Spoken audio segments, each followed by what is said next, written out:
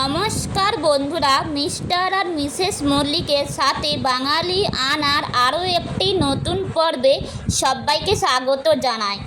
আজ আমি নিয়ে এসেছি সবজি দিয়ে নিরামিষ চাউমিন। তা খেতে খুব সুস্বাদু হয়। চলো দেখাই বন্ধুরা, দেখতে থাকো তোমরা। প্রথমে কড়াইতে অনেকটা জল দিয়ে নুনটা পরিমাণ মতো দিয়ে দিলাম।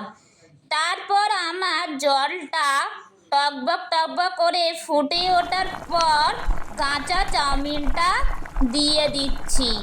বন্ধুরা তোমরা দেখতে থাকো।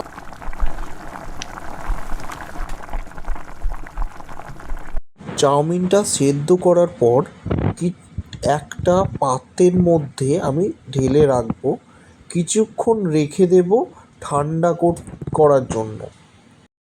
এরপর কড়াইতে সাদা তেল দিয়ে দেব।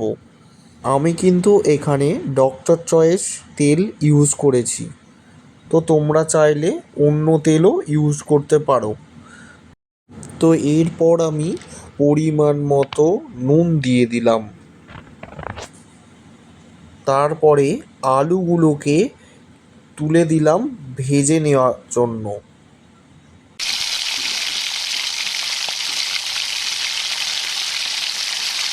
এরপর আমি একই সাথে ওই কেটে রাখা লঙ্কাগুলোকেও ভেজে নেব।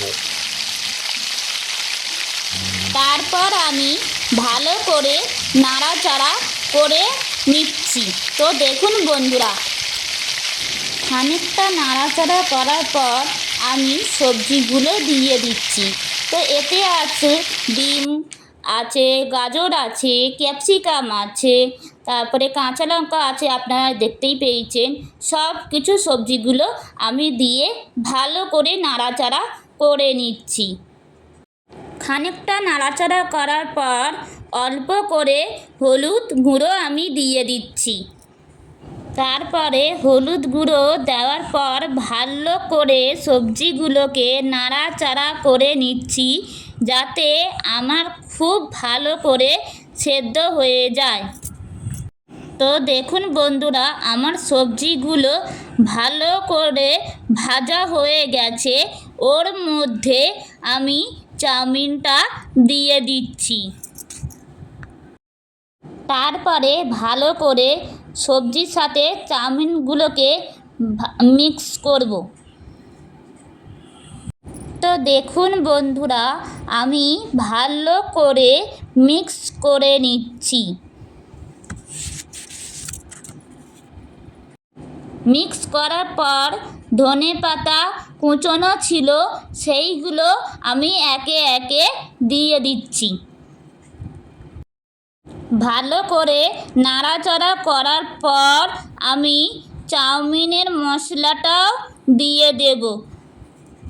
তো দেখুন বন্ধুরা, আমি কিন্তু এখানে চাউমিনের মশলা দিয়ে দিয়েছি অলরেডি। তো এখানে আমি ইউজ করেছি মিক্স চাউমিনের মশলা সানরাইজ। তো এরপর আরও একবার ভালো করে ওই চাউমিনের মশলাগুলোকে নাড়াচাড়া করে নেব। তো দেখুন বন্ধুরা, ভালো করে নাড়াচাড়া করার পর আমি এখানে কিন্তু ম্যাগির মশলা দিয়ে দিচ্ছি। আপনারা না চাইলেও দিতে পারেন। তো দেখুন বন্ধুরা, আমার এই রেসিপিটি হয়ে গেছে। আপনাদের যদি ভালো লেগে থাকে তাহলে like, share, comment and subscribe করবেন। তাহলে দেখা হচ্ছে নেক্সট ব্লগে।